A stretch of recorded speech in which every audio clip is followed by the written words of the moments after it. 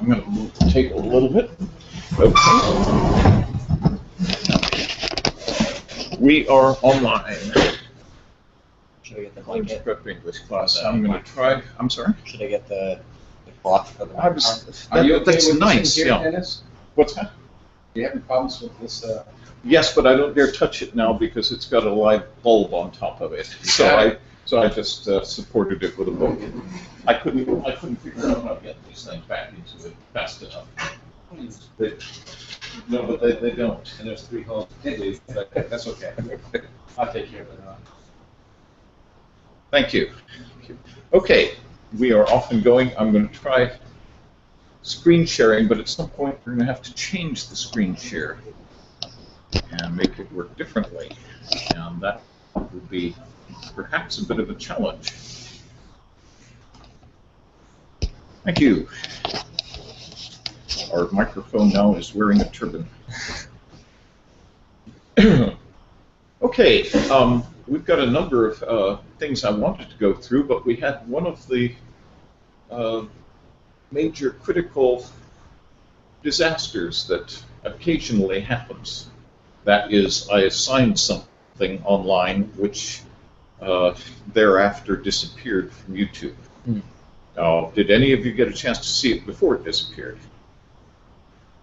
Which thing? Well, that's what the agenda explains.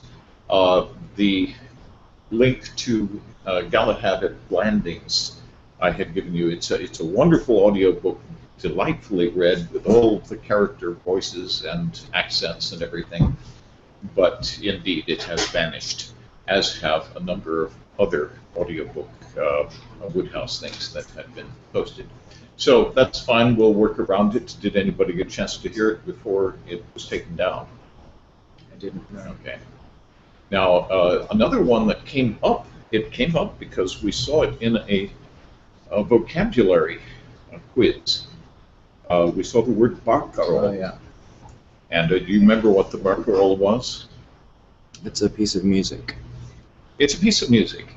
It's specifically a gondolier's song. But there's one specific barcarolle which is so famous, and it's the barcarolle from the Tales of Hoffman by Jacob Offenbach. Mm-hmm. And I thought this was such a wonderful illustration online, so I had to bring that one in. And I gave you 2 selections from the Tales of Hoffman to listen to. And I realized this is not specifically English language, but it's Western culture, and it's fascinating. Did anyone watch it? Mm-hmm. What did you think of it? Oh, I was to the. I didn't. But you didn't Sorry. watch it. Did you get a chance to see it at all? No. Well, anyway, I think you should. It would be something that you would appreciate. The barcarolle itself is a tune I think you all know. Your thing isn't hooked up there. Let's just throw it up here for a moment. It turns on. Yes.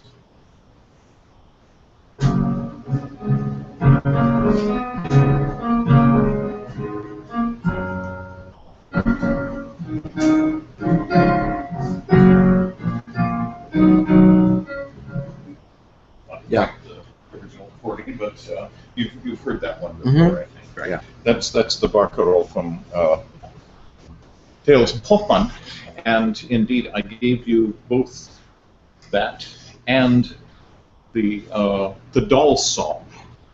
And I really think it would be nice if you watched that. It was, there were several versions of it, and it's absolutely one of the most spectacular things. And of course, it gives the singer, and of course, in opera, people aren't just singers. It's a fairly complete fine arts requirements. The one is an actor and a singer all at the same time. And it gives them an opportunity to do some absolutely fascinating acting, pretending to be a doll. And so please watch it. I think you'll enjoy that.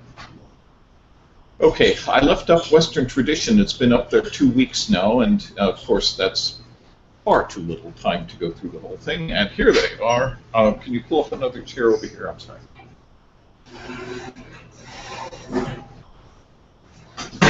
Let me just check online and see what's going on there. Diana is there.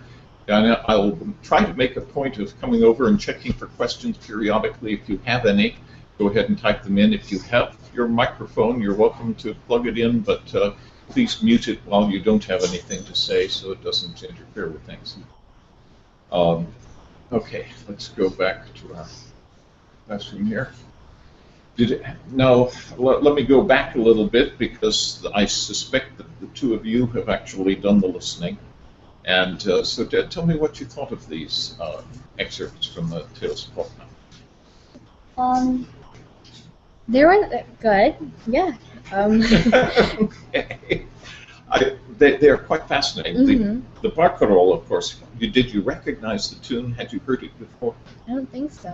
Oh, really? Okay. It's one of the famous pieces from classical literature. And, of course, when the word barcarolle came up in our vocabulary last week, it just brought that to mind, and I thought it was important.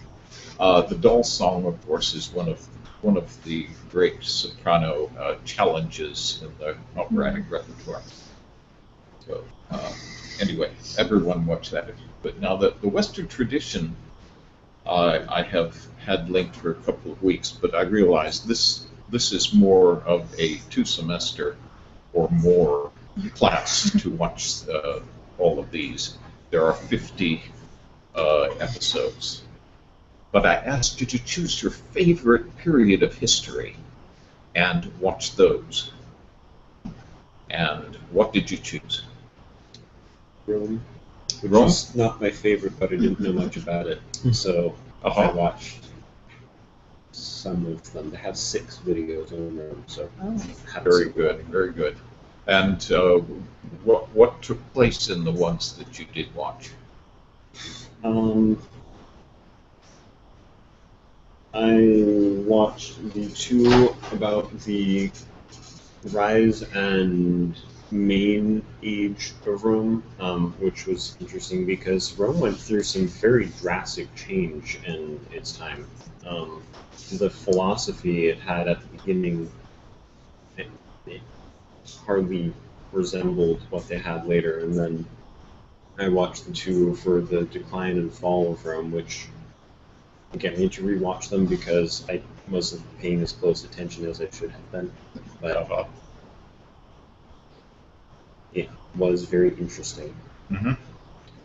It's, as I said before, I think that his language is as important as his message, I think. Although the message is wonderful, and it's not just history, because he will talk about the political history and the political leadership and the wars and so forth, but he'll then go on to the architecture and the religious history and the philosophical history and the art history and the literature, and sort of weaves them all together. I don't know anywhere else where this is done at least that well, and so I recommend it. And what did you folks watch of the series? I couldn't quite get it to work. Oh. That might be my fault, but I'm not sure. It did work for you. Okay. I've had it work where it is currently, and it seemed to work all right, but it's a matter of getting your computer set up to speak the right plug-in language. I think that's the thing. And I can understand that being a problem. For a while, these were on YouTube, but they've been taken down. And so they exist only in the Annenberg CPB project at present. So you folks didn't get a chance to see any of it. I didn't. Well, I did. I watched 2. Yeah. You didn't tell me? No. No, I didn't. Yeah, I watched one about the 19th century. It was one of them I just kind of picked randomly. And I watched one about the French Revolution. Uh-huh. Yeah. So the French Revolution and then the Napoleonic Wars, or what part of the 19th century? It was... I can't really quite remember exactly what thing he was specifically covering, because he had term ones for from a politics of the 19th century, and he had ones for like the art of the 19th century and such. I think I watched one about politics and industry. Yeah, and it went from I think the end of the Napoleonic Wars till World War One, I'd say. Very good. Do you folks get a More chance to- recent 20th century stuff. Uh-huh. Um, World War II and Uh-huh. that kind of like the New Deal and that kind of like that era, I guess. Right. With, Right. like that time in the 50s where it was like everything was really amazing in America and just Mhm. Yeah. Well, like in- everyone in a was way, super yeah. like rich compared to the rest of the world in America. I mean, not everyone, but most people, and like it was a time where people like were like every time before in history, people asking like, why is there wealth? Like, why do people have wealth? Because poverty was so like normal, and now people are asking like, why do we have to be poor? Like, why can't everyone just be rich like us? So this is interesting. They're good questions too, Yeah. which aren't always easily answerable. One thing I noticed in your speech, of course, is what Eagleton talked about in that excerpt that I gave you at one point, the rampant use of like as an essential mitigator to meaning. In other words, an unwillingness to be too absolute and authoritarian seems to require this use of this. Unfortunately, it has lost its meaning to a large extent. So, do you remember what the recommended response was to the use of like? To try Silence. to. Well, in a way, it's nice to avoid its use. I don't think silence necessarily solves the problem. But the one that I've suggested is using the other form of like, or at least like tends to be so common in many parts of the world, though I think it clearly started here, and it's so much part of standard American colloquial speech. But if you listen to, and we have listened to a number of the great speakers, Oxford and Cambridge lecturers, they do the same thing, but they don't use the word like. Such as it were. as it were. And if you think about it, it means exactly the same thing. It's sort of, well, this isn't necessarily exactly the right word, but I'm going with it. Yeah. It's like that. You see what I mean? But it's that as it were. And it's actually more flexible than like because it can either precede or follow the word that it applies to. And it's an odd concept, but you listen to some speakers and you'll find it being used fairly regularly in the same sense that the like is being used. And I can't help thinking that if you were to switch and use as it were instead, not only would it sound perhaps a little more sophisticated, but it would jerk your consciousness of what you're doing so much that you would probably I didn't even stop. notice Yeah. how much I was saying it. No, indeed, and most Americans don't. But you know, one of the things I know that people living in multicultural, multi-language environments have done in order to try to avoid mixing their languages together was to have a pot in the middle of the table and throw in a coin every time you mix some other language in with the language you were intending to speak. Or you could mark something on a wall. I don't know whether that's the appropriate way to do it, but let's watch each other and see if we can avoid that. Great. I'm sorry, I don't mean to be critical in this country. Okay, yeah, Western tradition, it's something that's worthy of just turning on anytime you don't have anything else on and you don't really care about it. You don't have to spend a lot of concentration on it, necessarily.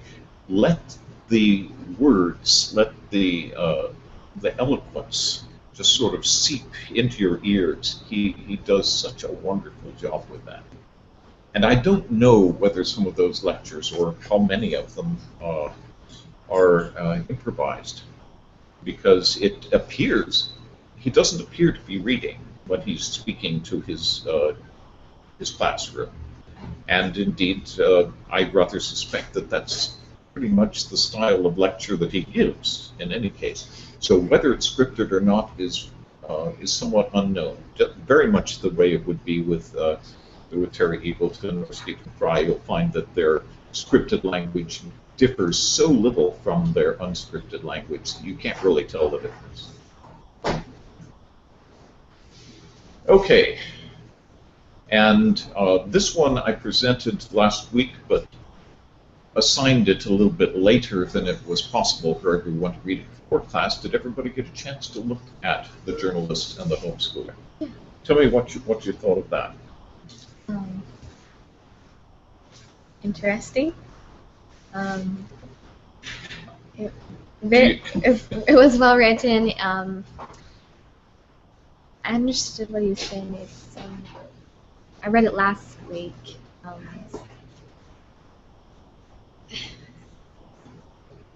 Yeah, I don't know. Did you read it? Okay, I'm sorry. I had to put you on the spot. I don't think I did. Oh. Or I might have. I don't know. Okay. Okay, did you folks get a chance to look at it? This was the one about It's the about guy the- that wouldn't use Google, right? You use Google. That's absolutely right. Yeah. And but I mean, he's Yeah, I know. the foremost journalist in the world in many ways. Mhm. But the importance of what he was saying at this lecture, I thought was just wonderful. The way he lectures is wonderful. It's not quite as polished as Eagleton, for example, but it's very good. And the point he was trying to make is he couldn't understand why anybody would want to read the journalism that tends to be produced in our American newspapers. It just doesn't have literary value. It doesn't. He actually said this, and I hate to say it this way. It's like they don't care about words. He didn't say it's as though they don't care about words, which is the more proper way to do it. I was thinking. Anyway, it's like they don't care about words. And indeed, this makes all the difference in the world. It's the reason I originally discovered him, was I found this beautifully written piece of work, and you don't usually find that in newspapers. But the point he really wanted to make was that there are people who use words that well, and he gave you that example. The army letter. Right? The letter, exactly. And he referred to this person initially as a soldier and then corrected himself. Apparently, Marines don't like to be called soldiers. Marines, anyway. So it's a Marine in Iraq who was writing this letter to his father, and he reads this letter, and it's just beautifully penned, and he gets an ovation from the audience, which indeed it deserves it. We said, no, why don't we see things like that in newspapers? But then, of course, as I point out later on, it's not as though this person was just a serviceman. He was, in fact, writing to someone who was a major literary figure, and his knowledge and understanding of the language was clearly something that he had acquired, not in class, not in the military. It's something that would have been done at home. And essentially a homeschooler, even if one happens to go to school, that doesn't mean one doesn't learn at home. That was the point. And so I'm sure you all got the point, right? Yeah. Okay. Yeah, I'm sorry to belabor the point, but I did want you to read that and see what's going on. Major Benjamin Bush turns out to be his name, and that was fairly easily determined on Google. But Robert Fisk does not use Google, and so there are some flaws to that philosophy. Yesterday we had a seminar here at EIE, and Mark and Caroline presented a number of things to people about the difference between learning inside the box and learning outside of it. Now, in a sense, we're in a box here, but I try to break that box open as much as possible. We have a textbook. I haven't exactly forced you to read the textbook chapter by chapter, but I'm hoping you do because it's full of good stuff.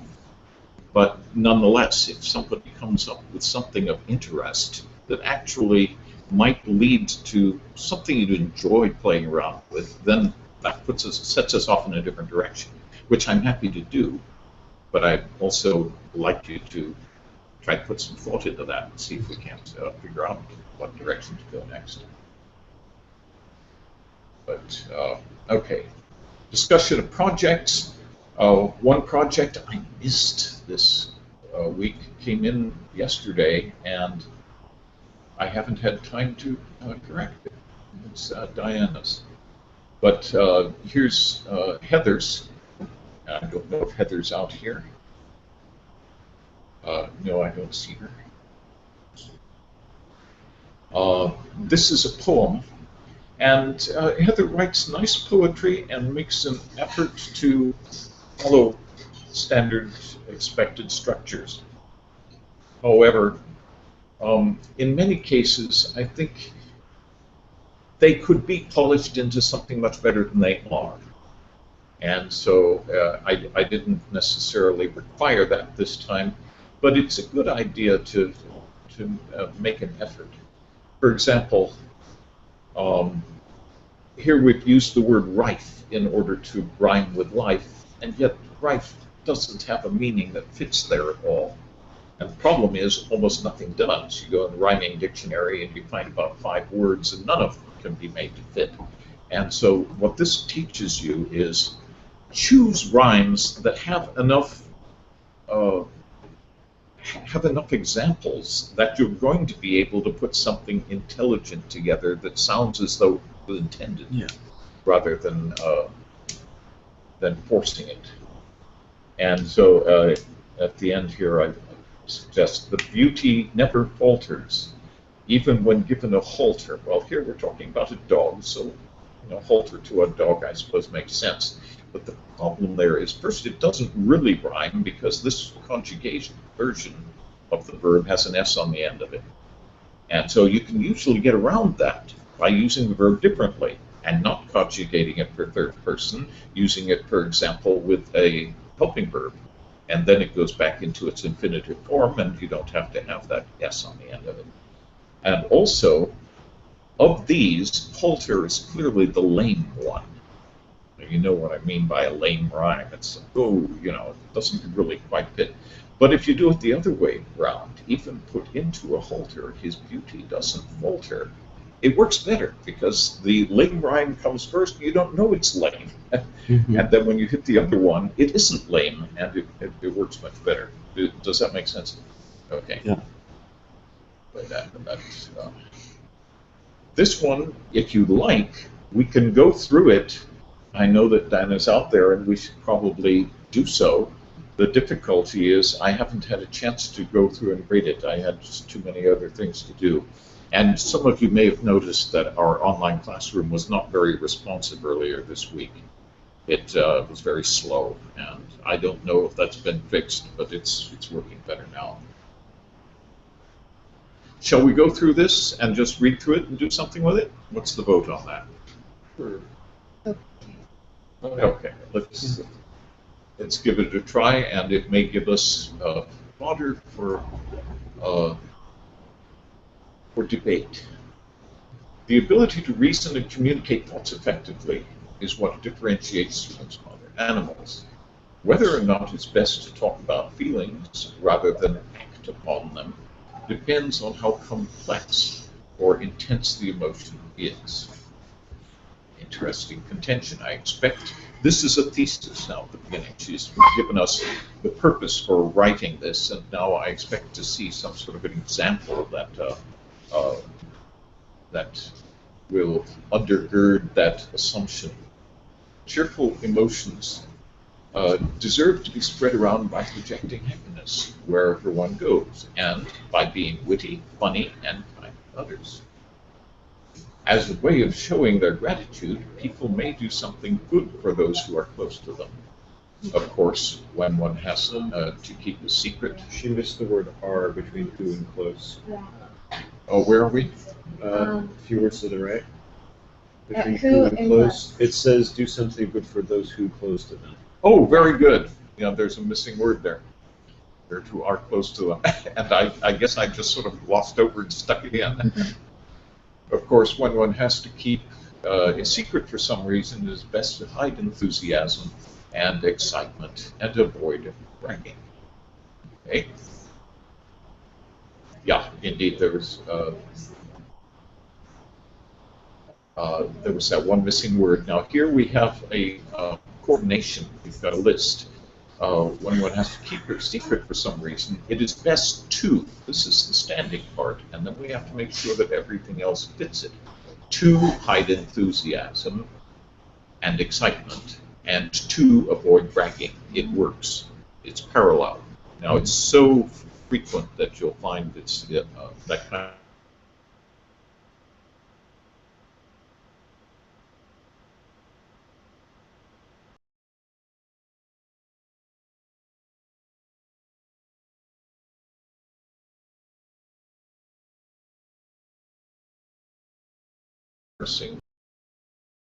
are dangerously violent, it is certainly best to speak about them or find some alternative means of expression, such as doing sports or a hobby that one enjoys. There's nothing grammatically wrong with it.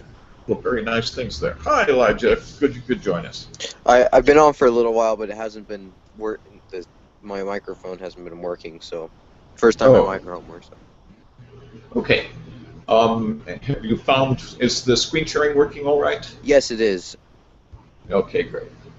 There was one little part of this that I thought was very nice. It is best to speak about them or find alternative means of expression. That's a nice way to put it. Alternative means of expression. Certainly, if one did not get into college and yearns to hide from the reality, how can that poor person allow oneself to act on her own feelings? Oh, here we've got all kinds of problems with pronouns. And this is difficult, and it's one that we have to avoid doing. If we start with one, we have to stay with one. If one did not get into college, perhaps I would put it in present tense. If one does not get into college and yearns, indeed we need to make it present tense because this is present tense. If one did not get into this and yearns to hide from the reality, this isn't wrong because, of course, we could leave it in past tense here and make this present tense, and we are present tense yearning for something about something that had previously happened. But still, I think present tense would have worked better for both. How can that poor person? Okay, we have one here. We have changed it into that poor person. I'm afraid we have to stay with it. So we could say, how can one allow oneself to act upon one's own feelings? You see how we have to remain consistent with that. Sometimes it becomes awkward. Sometimes it becomes impossible, in which case one has to work around it some other way. But we can't switch it to that poor person back to oneself and then switch to her at the end. Okay, Diana, I'm sure you understand what we're talking about, right? Oh, sorry. Okay. Everyone has a unique way of dealing with emotions. Having an intelligent friend to talk to is best. But in the absence of a confidant, some people browse the internet in hopes of finding an answer to their questions. A few brave individuals even dare to resolve their problems on live television, talk shows such as Dr. Phil. Things that used to be shared only in a close, trusted circle are now being told to total strangers. While it is important to discuss one's feelings with others rather than to act upon them, people need to be discreet when doing this. Well, discretion is not really part of the ratings process. So indeed, there's a certain amount of pressure because people want to look at that kind of thing. There's a certain amount of pressure and certainly a certain amount of money involved in trying to persuade people to do it. While interaction with good friends can improve a person's mood, unfortunately, depressed prefer to be alone. Here, we're talking in the abstract about someone who is depressed. So if we just put a "the" in front of it, it works. The depressed prefer to be alone.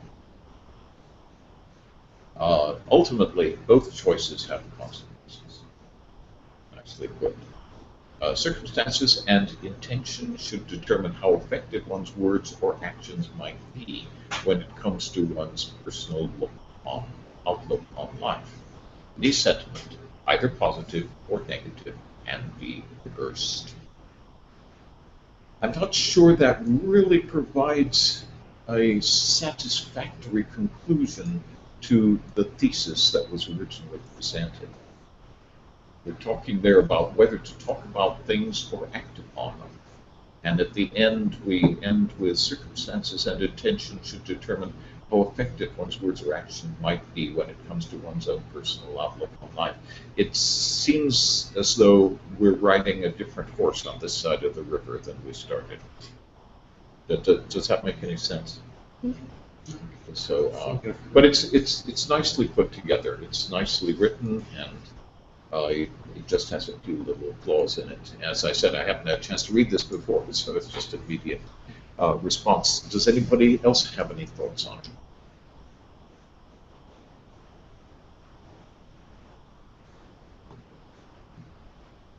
Nothing? Okay. Okay, that's what we have for projects this week. Now, some folks have done as many projects as expected for an A. Some people have done more. Some people haven't quite got there. It's a matter of just sitting down and turning things in, and that's not really the kind of class I want to do. It's much more important that we explore our capabilities and extend them and challenge ourselves in various ways than simply producing a paper every week. So I'm not sure exactly how we'll work around that, but I do want to try to inspire everyone to make my grading easier at the end. I don't want to give non-A grades if I can avoid it. So let's turn something in or do something that can at least be graded. I suggested examining sections of the text that have not yet been covered. And I haven't really got any specific parts of the text in mind here. I'm assuming that most of you folks have finished reading the text. Is that the case? Not quite.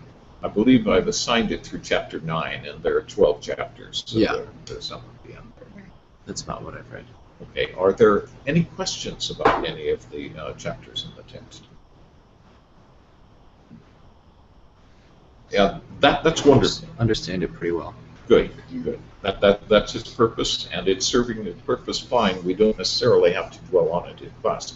But let me ask you, please, let's finish the text and then discuss any difficulties in there. There are quizzes in every chapter, and if any of those quizzes confuse you at all, and if your answers don't agree with the answers presented, then please bring it up and we'll discuss those and try to figure out whether it's the book's fault or whether it's what the misunderstanding is. Okay, updated high priority assignments. Pelham, Grenville, Woodhouse, Galahad, Blandings. I wanted something more for assignments. It's not as though you don't have adequate assignments with the Western tradition thrown in there. It's not as though you're going to run out of things. But I was listening to this and found it just such delicious listening. Did anybody get a chance to listen to it before they took it off YouTube? I didn't see it at all. You didn't? I didn't see that. Okay. It's too bad because it's down now. It's not up there. There are about 7 or 8 of these audiobooks that have been posted. They've all vanished. So anyway, I left that up there and simply canceled it.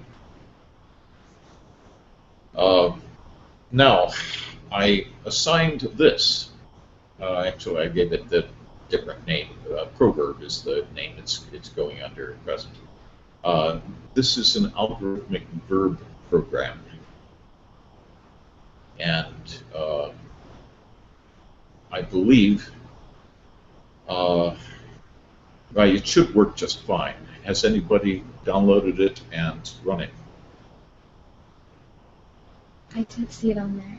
I'm sorry? I didn't see it on there. Well, when did this go out? Let's see, this one went out yesterday? Oh. Okay, no, this was the agenda, but it was already in the notes, I believe, that went out on Saturday. Okay.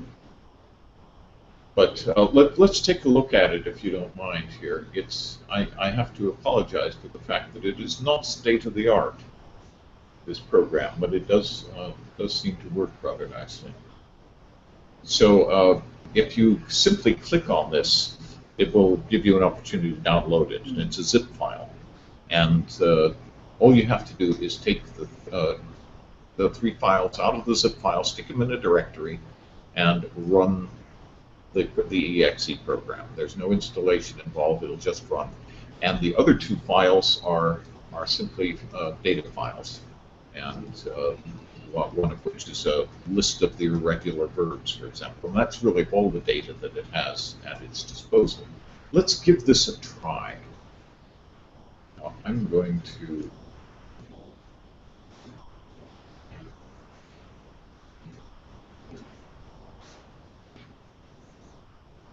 have to try to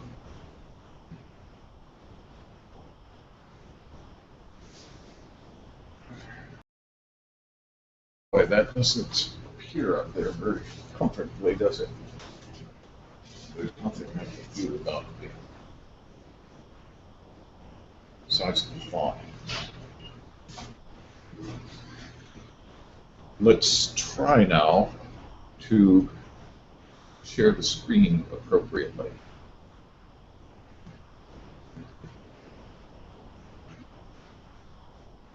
How do I turn off the screen share? It's already off. It's You off. The screen share is off right now. Oh, okay, thank you. Click it again. Okay, in that case, this may actually work. Let's try it.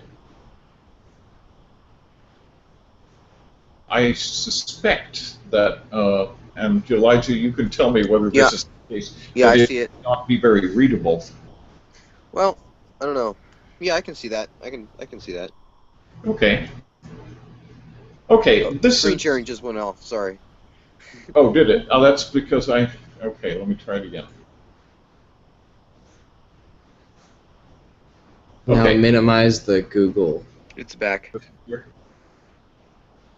Is it still there, Elijah? Yeah. Mm-hmm. Okay, good. All right. Again, I apologize. This is a DOS program, so it doesn't have the fonts that we can. It'd be nice if we had. You'll find it works very nicely here on the small screen, but up there it doesn't work very well. It was written to follow a set of rules that some English teachers have put together. And because the rules seemed to be so well constructed, they wanted to see how well a computer would be able to follow those rules. And so I was asked to write a program for it. And this is what resulted at the time. But it turned out that the program evolved a bit, because it turned out that many of those rules could actually be simplified. And by writing a program, one could see where the potential simplifying aspects arose. But let's just take a look at it. If I, for example, the forms of the verbs, the P forms of the verbs here, that's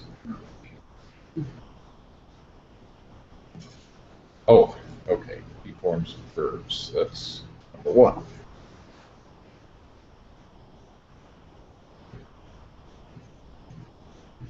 Okay, here, please enter a verb. Okay, now, again, the program itself has no data except for a list of the 3 principal parts of the irregular verbs. All of the rest are done by formula. And so, what's your favorite verb? Everybody's got one, right? No. I haven't thought about it much. I can see Xander's hunting for it. He's got one. Listen. That would take a bit, though. I'm sorry? Listen. That would Listen. Contemplate. Yeah. Okay. Of course, the verb is good. listen. And I've just typed in listen, push the enter key.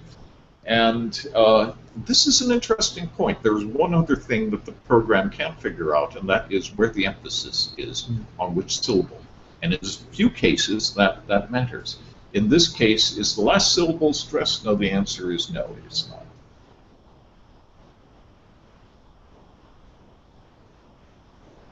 Okay, so normal default, add S at the end, listens. Normal default, add ing, listening, listened, listened, and then if you push return, you get the chart of the simple, progressive, perfect, and perfect progressive. Listen, listened, will listen, and the simple and progressive are listening, were listening, will be listening, and the present, the perfect tense, I have listened, he has listened, I had listened, I will have listened in the future.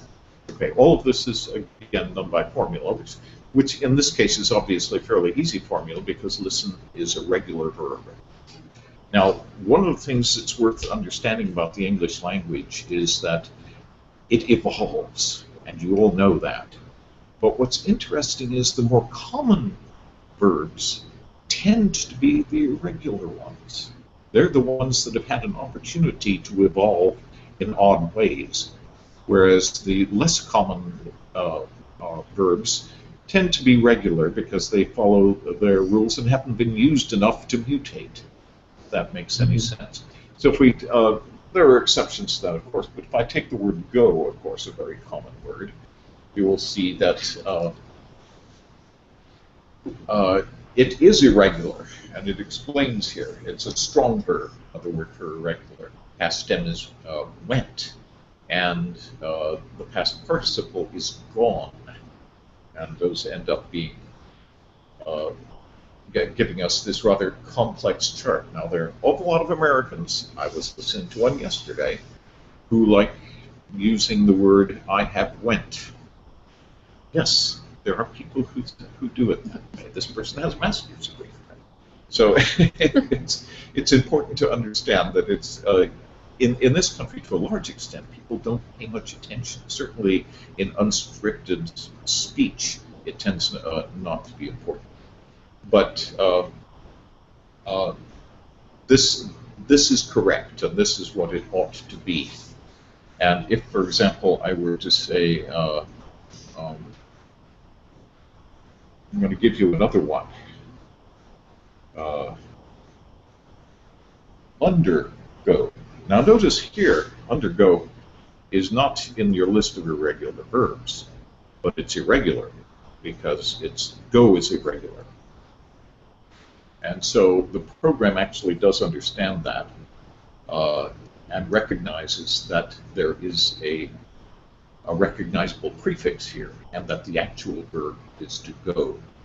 And so it's undergoes, undergoing, underwent, undergone, and then the chart. Okay, so that's the individual verbs themselves. Let's look here at number 3.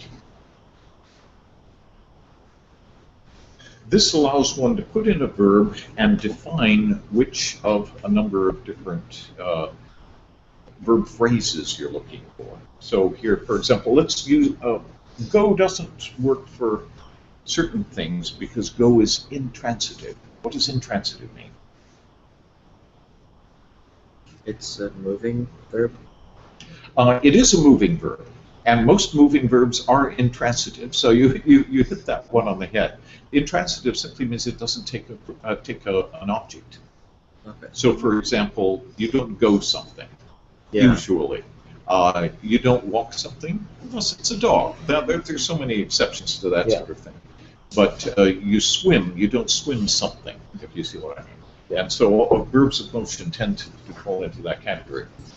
So let's use something that can take an object, because that kind of verb, transitive verb, will allow us to do more things. Love. What? Love. Love. Okay. Love is a regular verb. I was hoping to find an irregular one, but let's use a simple irregular verb. First of all, see. Now, see is straightforward. You can see somebody, though. That makes it transitive. Yeah. And also it's irregular. Right. So let's see what it does with that. So What's the difference between regular and irregular again? Regular verbs follow a standard formula for producing their past and perfect tenses. A regular verb like walk, you make it past tense by adding ed, walked, has walked. Go, however, doesn't work that way. Past tense of go is went. Yeah. And then gone, not has went, but has gone. And so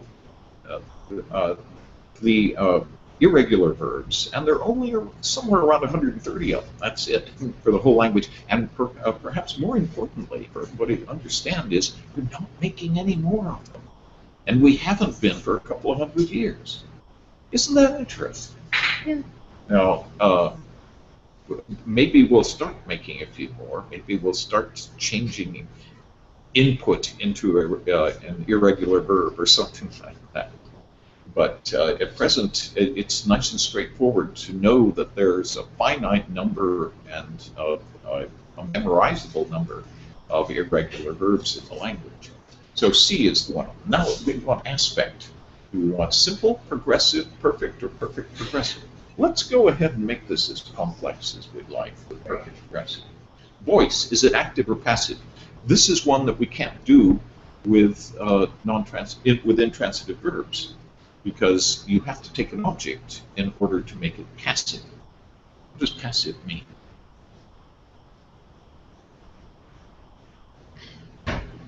Okay, this is in your book, so I suspected it may not have come across. A passive voice is a structure in which the subject of the sentence. Go ahead. You remember now. It's okay. I know what it is in my head. It's where the subject is receiving. Yeah. Yes. The subject is actually receiving the action of the verb. And we can't do that with swim, because it's impossible to swim something or swim somebody. But we can do it with see, because you can't see someone. So I see him.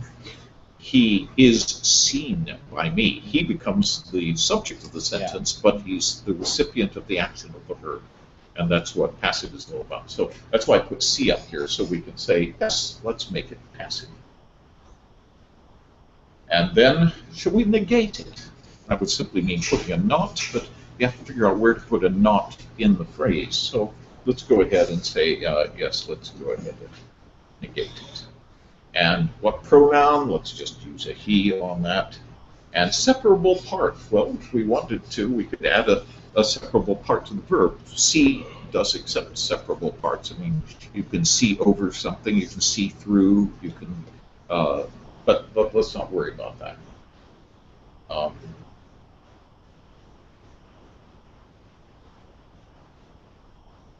Okay, and so it presents the rule, and then down at the bottom, it presents the actual verb phrase. The present tense, he has not been being seen.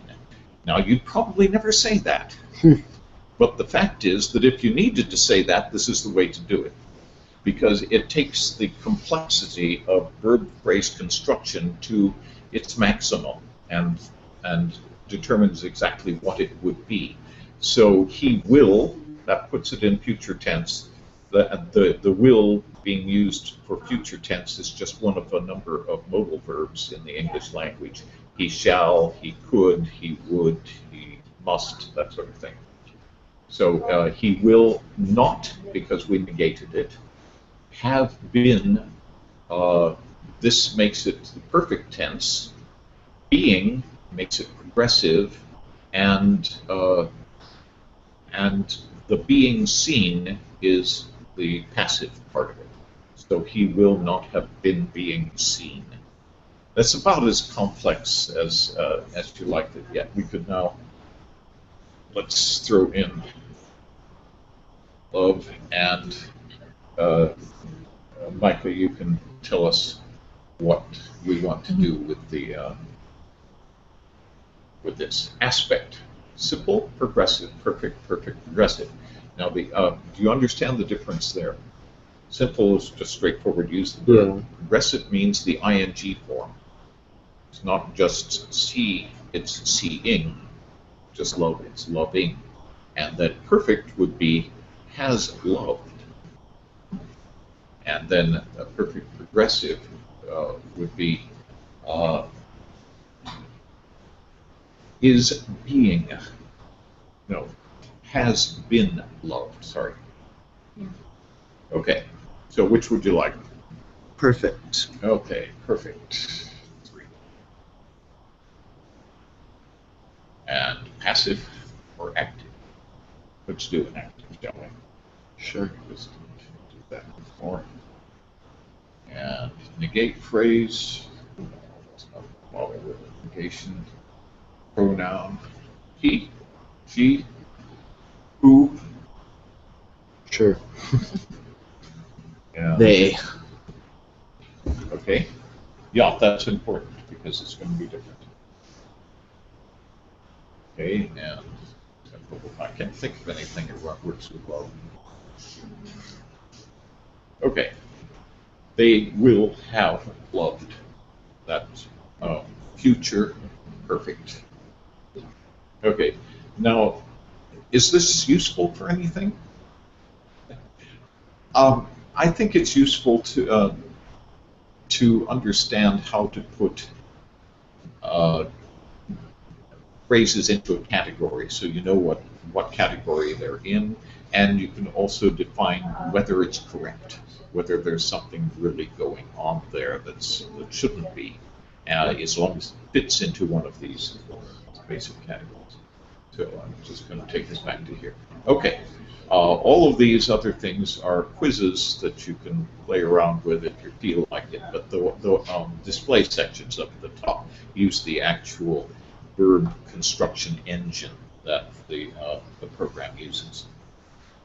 Okay, download this if you like. Play with it if you feel like it. I have long ago lost the ability to go in and make any changes in it because it was written in Pascal, and after going through a number of system upgrades, I don't even have the compiler around anymore, unfortunately. And the external files are, there's a file of irregular verbs, and then there's just a file of random verbs that are used for the quizzes. Okay, enough of that, I think, and when I exit the program here, I believe that the screen sharing will stop, and we'll have to start it again. Am I correct in that assumption? Yes.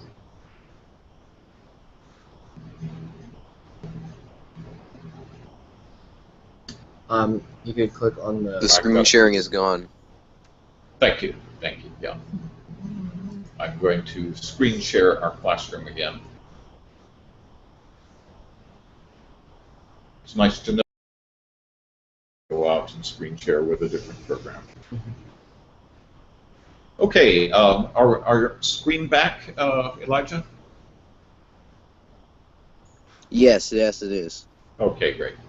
Okay, let's go on a little bit here. Again, if this program is of any value to you, give it a shot. I don't know of any program that does the same thing anywhere. It's fairly sophisticated, and as far as I know, it's exceptionless. Uh, again, if it isn't, there's not much I can do about it.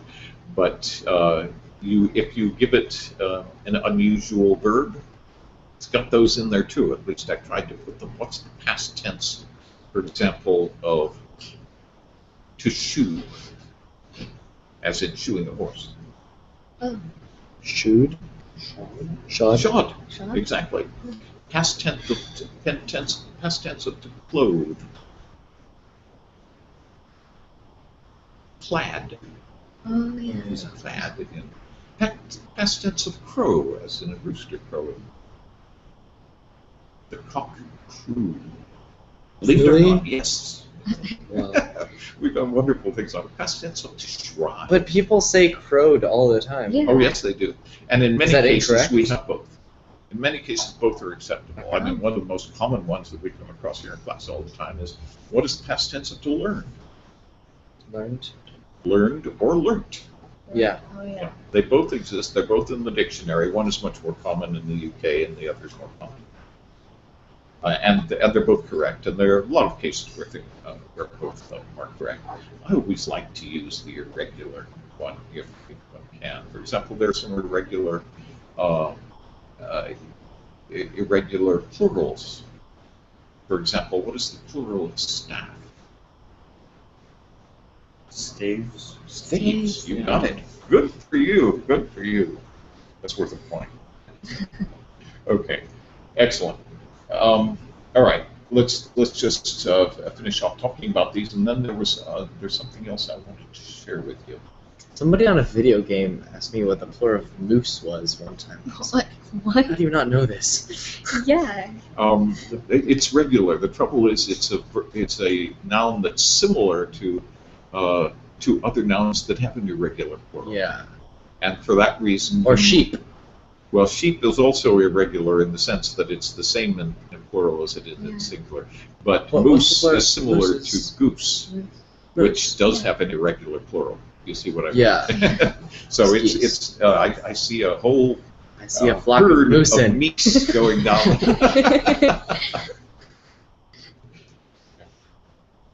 And then we get into the question of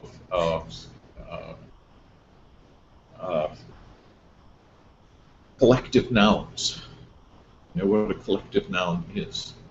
Okay, if you see a herd of moose, it is a herd. Mhm. But what if they are geese? Flock.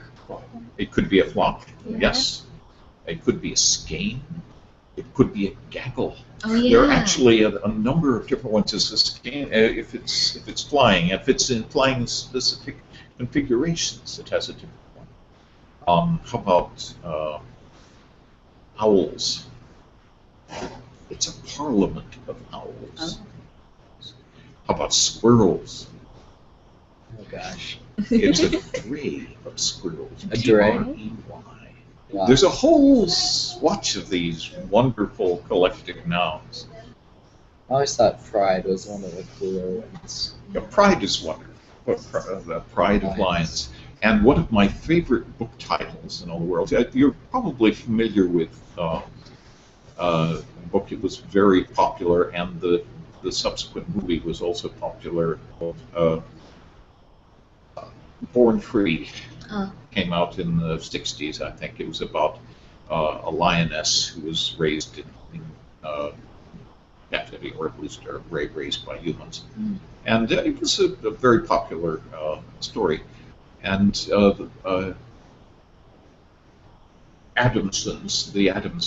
Joy Adamson was the author of it. And she died. And George Adamson, her husband, then wrote a book about the writing of the book. And his title was My Pride and Joy. Oh. Which just clever, very nice. Okay. And I recommend that, by the way. Both of them ended up being killed by poachers. I mean, it was a rather dangerous and nasty place to be in Kenya. But it's a fascinating history of the place. Which, if you're interested, I can give you some other interest to read about. Doesn't really inspire. Okay. Okay, and we talked about Jerome K. Jerome. I thought perhaps more reading might have been done, and some comments or questions might arise in this last week. None? Okay. It's just a wonderful story. I love that people have enjoyed for 100 years now. Okay. And that exhausts the rest of this. And let's go on to some other things. All of this stuff has been up there for some time. The older assignments, so you can always go back and look at. I added this on this morning, inspired by what happened in the seminar here last night. I didn't realize that they were going to do that, and I don't think they realized that I already had this in my classroom. But discussion of Gatto's lecture on what is taught in the high-quality prep schools, the expensive prep schools, and how it differs from what is taught in the traditional classroom. And Gatto is an important person to follow. I think if we go over here, we will find that there's an entire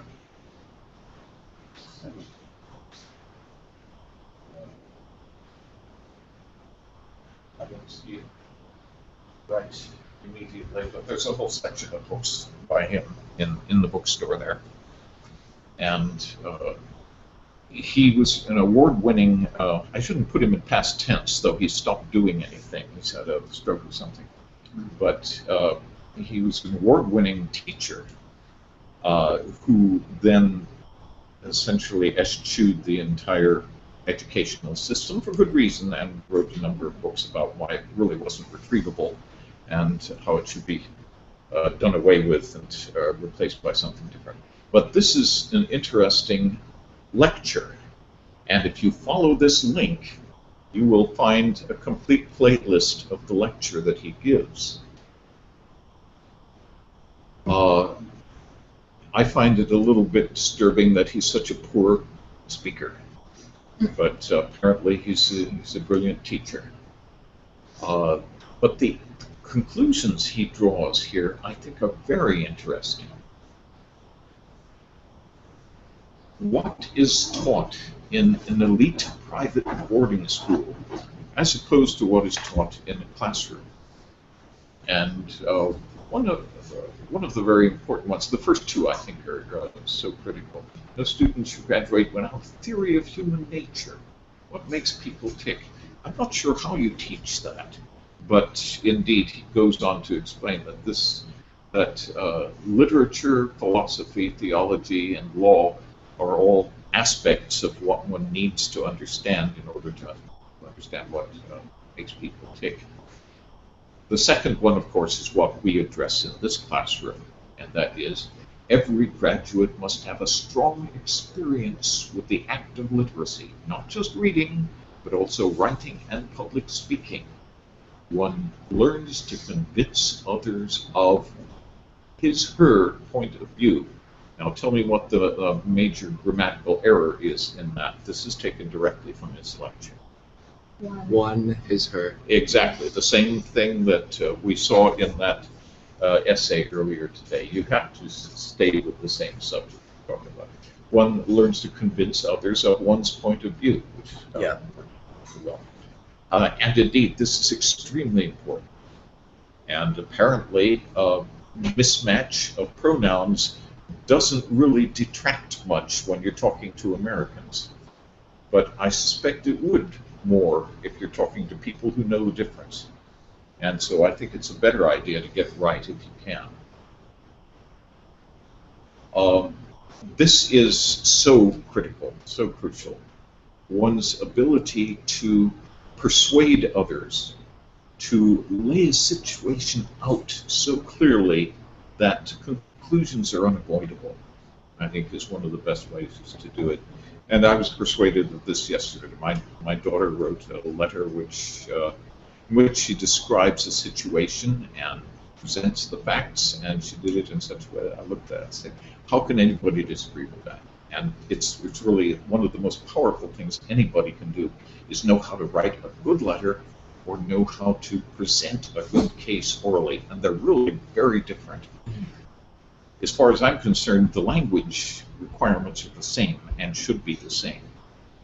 But the difference is when you're putting something in writing, you get an opportunity to make sure that those words are exactly what you want, and you know that the person at the other end can always read and reread and study them if that's necessary.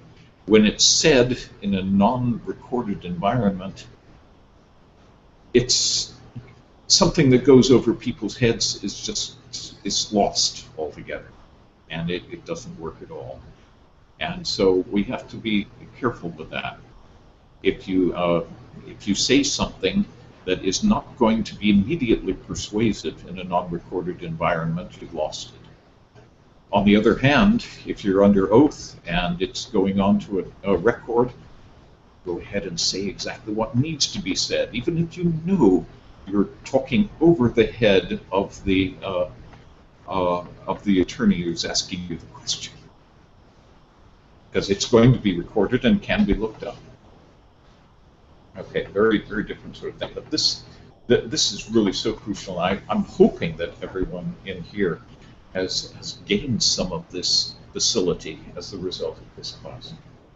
Okay, then it goes on and talks about major cultural things like the major institutions in a country.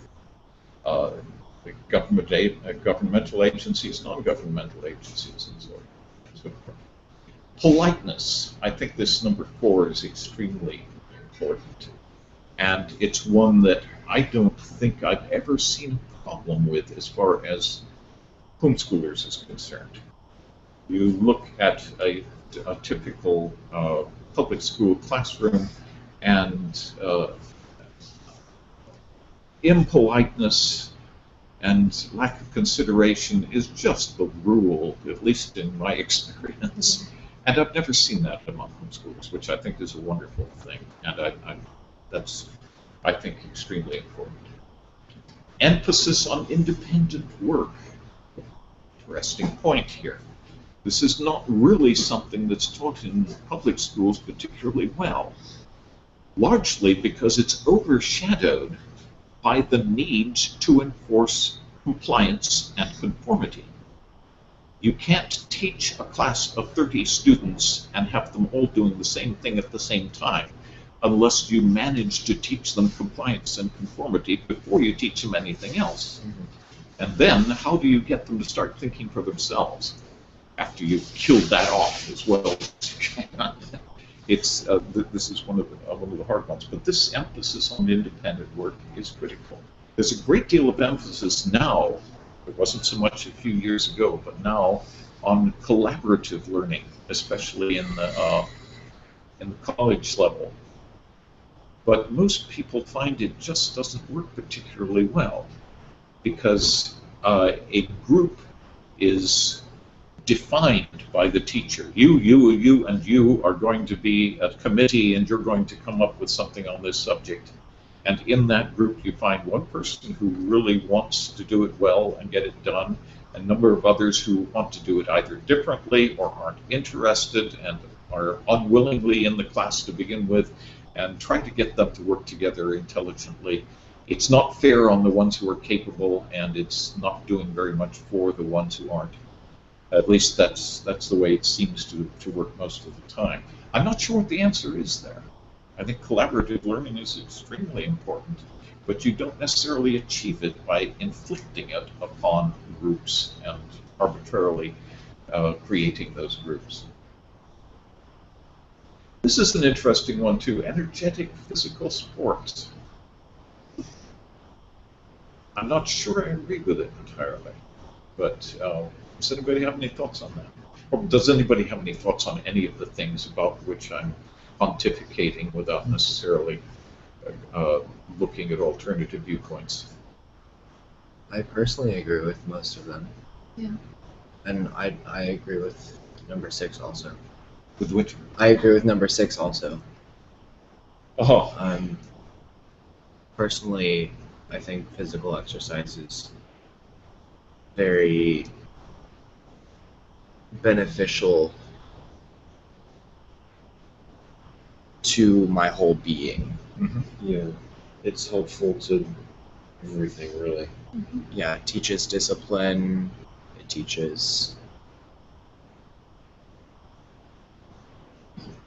good.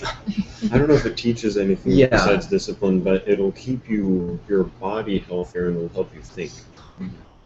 This has been demonstrated with empirical tests.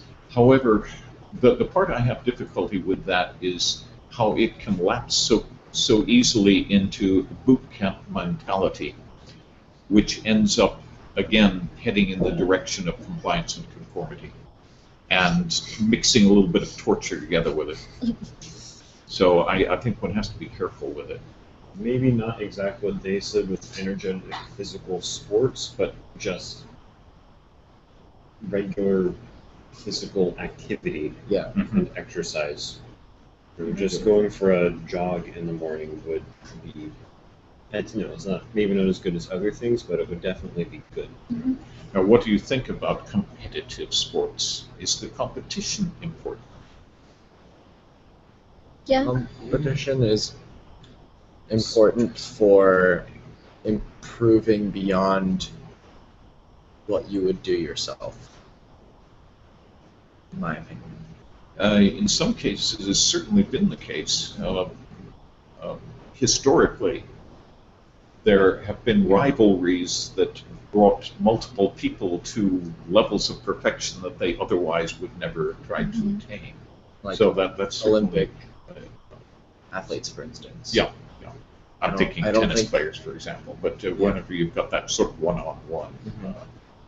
I don't think they would be as good as they are in these years if not for the intense, what's the word? Rivalries and pressure put on them by the rest of the world. Right. To be almost perfect at what they do. Mhm. As perfect as they can be. Now, what about collaboration? Team playing? Yeah. I think That's there's equally important. Yeah. that's also particularly important. The difficulty is how to implement it in such a way that it's not necessarily repressing individual initiative. But these are all interesting points, and they're all skills that are worth acquiring. The rest of this, I think these are interesting, but they're more cultural than there are absolute. I think, and in different countries and different cultures, they may take a very different aspect. This is an interesting one: responsibility. The emphasis upon grabbing responsibility and then delivering more than what's asked for on each occasion. That's an interesting point.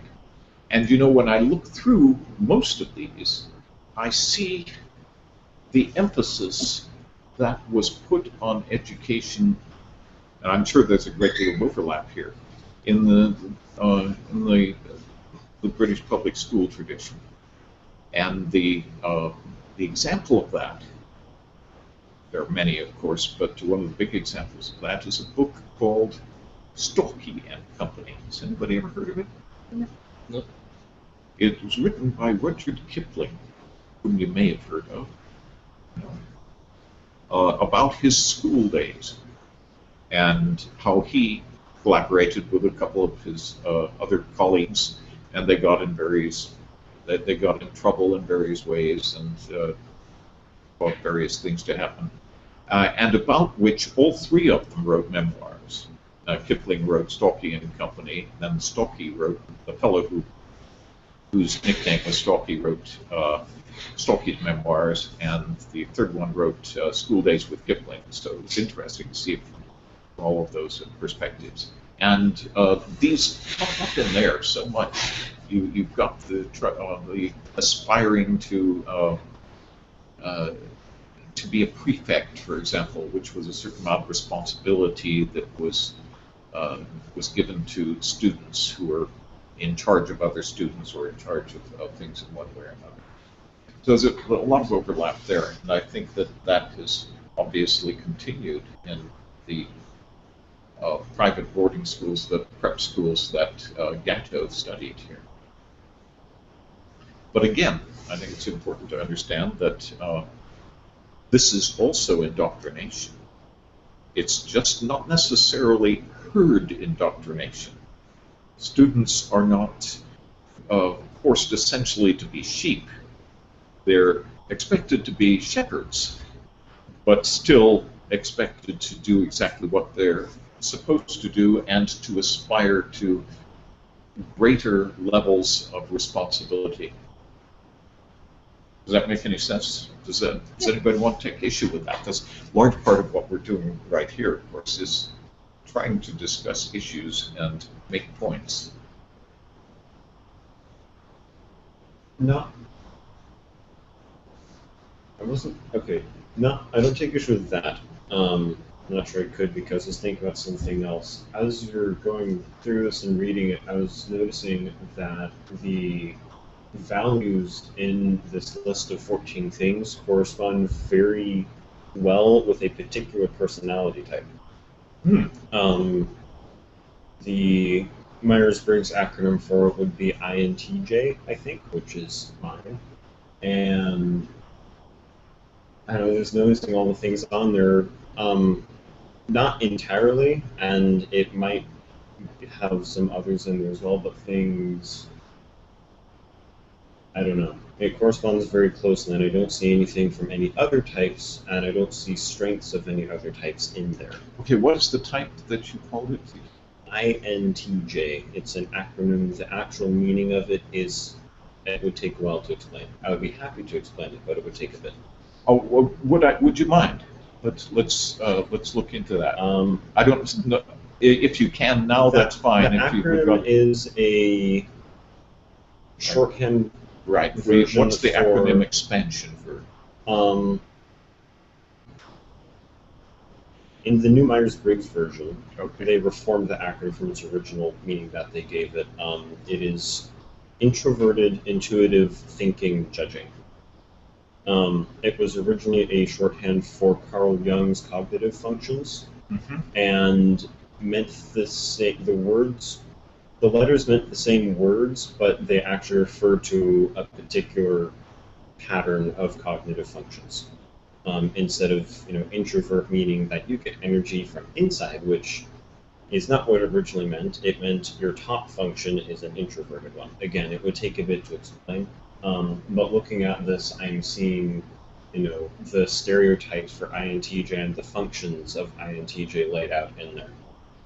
Very nicely put, and I'm not asking you necessarily to write something on the subject, though you've done a very nice presentation of it, but maybe you could post us some links or something that, if you're aware of any. I could point to a link for something that, I have a link to something that could be useful. It doesn't talk about the Myers-Briggs stuff very much. It talks more about the cognitive functions, and it has links to other things that explain the cognitive functions. Would everybody be interested in that? Sure. It sounds very good. Let's just put it up there. I mean, it can join all the other things that people haven't followed. Anyway, I think that would be fine. Let's avoid running over too much today, because indeed, when we run over here, or the other class runs over, and parents get upset. So let's wind things up. But I'd like to make sure that we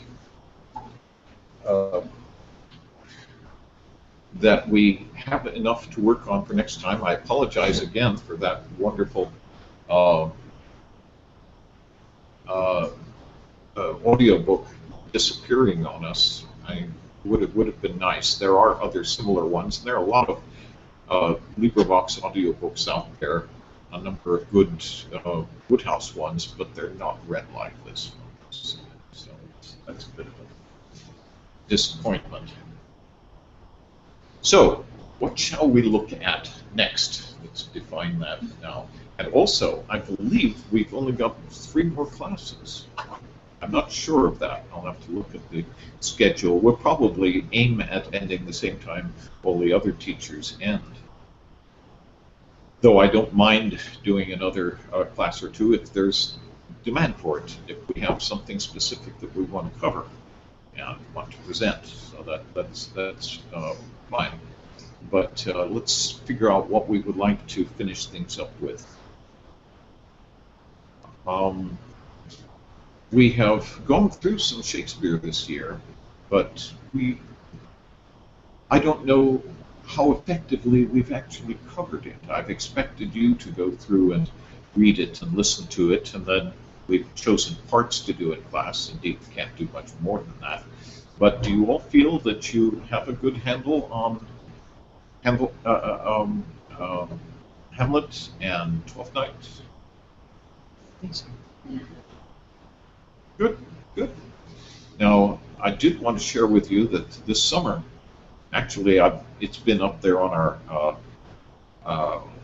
our agenda for some time that the Independent Shakespeare Company's been putting on Romeo and Juliet, but they were doing that in the theater. And actually, that's extended. I took it down this week because the run finished, but then they apparently have extended it, and they're still doing it in Atwater Village, if anybody's interested in that. They do a beautiful job. I haven't been to it. I really want to get to it, but I can't get to it. This Saturday is my daughter has her book launch and book signing for her first book. I got to go to that.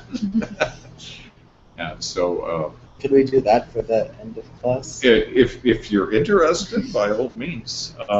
I don't know that you're necessarily that interested in teen zombie stories, which is the genre that she's chosen. It's a very popular genre right now. By teen, I mean it's all kinds of interactions among teenagers and their difficulties with each other. At the same time, they're fighting zombies. So. Anyway, if you're interested, I'll post the information about it. What would we like to cover, though? We have choice of, infinite choices. My interests run along certain channels, and I apologize for inflicting those specific predilections upon you, but in response, I'm asking you to come up with alternative suggestions, and we can't add some really nice ones. Edgar Rice Burroughs, which I would probably not have thought of, but I think it's a win. Read them all. They're easy to read, very straightforward. And we have requests. Let's see if Diana has any requests up here. It's back. Okay, she's talking about the screen. Okay, She might have a request something very for Pride and Prejudice, and we did Pride and Prejudice. I'm sorry? She might have something pretty soon. Yeah, I checked back on her there. I think that that debate, or at least discussion, is very important. That's what I've tried to do today, and I apologize for monopolizing most of the speaking time, but the problem is if I stop, we tend to have a lot of dead air, if you see what I mean. So if we can find something that would be worthy of discussion and inspire discussion, something provocative, something, anybody have any thoughts on that for next week? Something we can do a little bit of research on and come in with ideas on.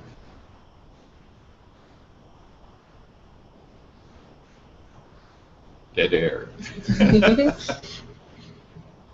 May have an idea, but I don't know how well it would turn out, because I've been noticing for a while a thing, not that I disagree with necessarily, but an assumption that I don't think people recognize is there, that it is good for people to be happy and it's good to make people happy.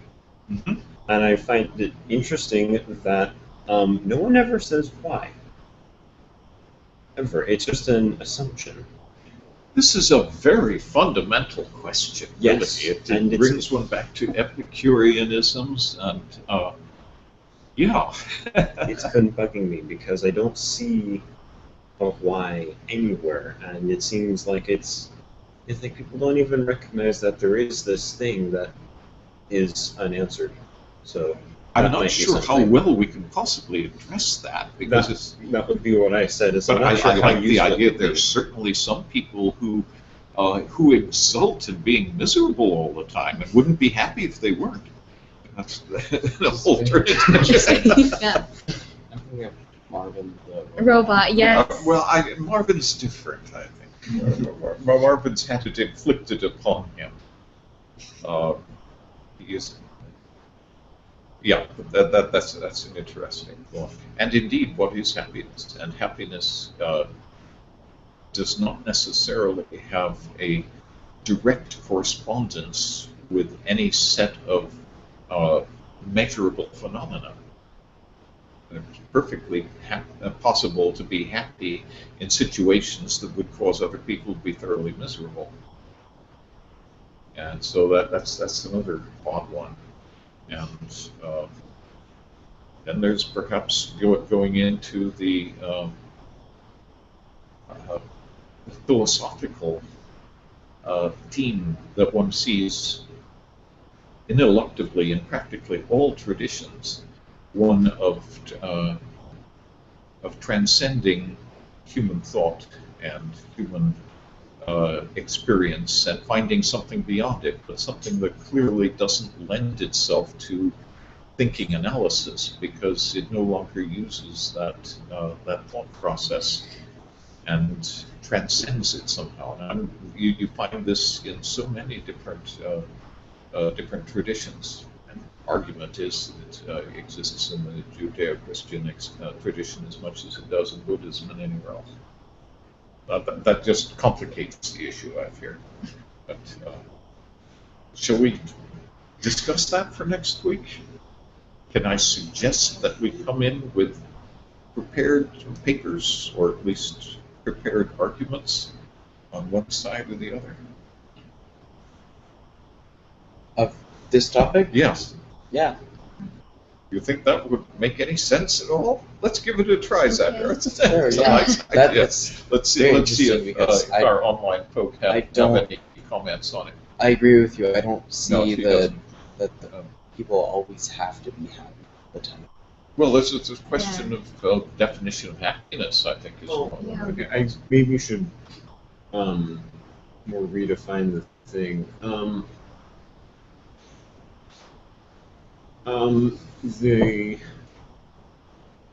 The issue I was seeing is not so much what is happiness and why should people be happy or not that, but being happy or living a good life, whatever, it's not a bad thing in itself. And generally speaking, being happy is a good thing. Or having joy or making another person happy or making another person's life better. But why is it good to be happy, to have joy or something like that? Not that it is the top priority of things that should be done, but why is it there at all? That is the question that's been going through my head, is why... I hope you could Why enlighten us all on that subject, because I wouldn't know what to do with it. I don't know either. I've been thinking about it for a while. It's like, I don't know. I don't think anyone else knows. I don't think anyone else even sees that there's anything like an issue here. Or maybe there isn't one. I don't know. Well, it fascinating. arises I don't know. time and time again, Epicurus, of course, and then in Buddhism, you've got the Four Noble Truths and suffering, and the fact that we're all trying to transcend suffering in one way or another. We've got it reflected in various different traditions. I don't know whether we can do something with that, but let's give it a try. Okay. What about other reading material here? Shall I hunt through and add material? I would like to ask you all, please, to do those that you didn't do this this week. Again, Woodhouse was canceled because it disappeared from YouTube. We ended up hitting the word barcarolle, and it brought to mind the famous barcarolle in Tales of Hoffman, so I suggested these selections from Hoffman. Please look at them. Oh, you did, and they're absolutely wonderful. You can look at more of it if you like. But indeed, this is Offenbach's opera, based on 3 different tales of Hoffman. Offenbach did not live to see it performed, which is rather unfortunate. But Hoffman, of course, you know his other works. He came up with the original story upon which The Nutcracker is based, and a number of other things. So it doesn't really have that much to do with English, but it's important for Western tradition. Speaking of Western tradition, go ahead and look some more of Eugen Weber's Western tradition if you feel like it. Choose against your favorite and interesting parts of Western history. Do you need more reading, listening? I think you do, but I haven't figured out what it is. I will go through and try to find something from our mainstream of resources here. Something here is not responding.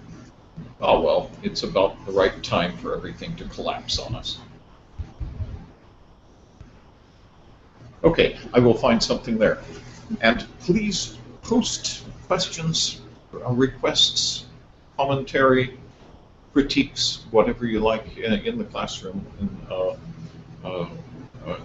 and then we will. If you don't do it, I will be doing it. Okay. And so I'll just sort of arbitrarily choose something that may or may not appeal to everybody, but I'll do my best. Okay, any questions? Okay, let's bring it to a conclusion right now. Finally, things updated there, and it did bring up our main class.